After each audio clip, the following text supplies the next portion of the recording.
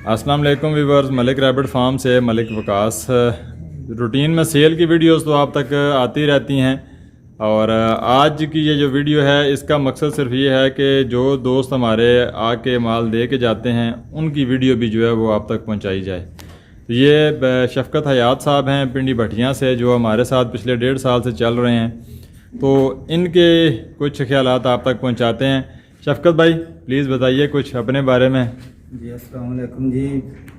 बिल्कुल हम 1.5 साल से चल रहे हैं। न्यूजीलैंड वाइट लेके गए थे और पिछले दिनों उनकी मैं पहली ब्रीड दे के गया, वो 1.5 लाख के ऊपर नीचे थी और माशाल्लाह फिर दूसरी ब्रीड भी मैं को 2 लाख सवा 2 के करीब दे चुका हूँ। अच्छा माशाल्लाह माशाल्लाह ये फ्लैमिश लेके जा रहा हूँ। ज़बरदस्त, बहुत मुतमईन हूँ जी, कोई ये तारीफ वाली बात नहीं है।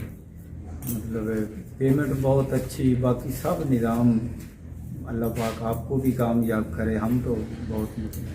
चलें जी, बहुत शुक्रिया।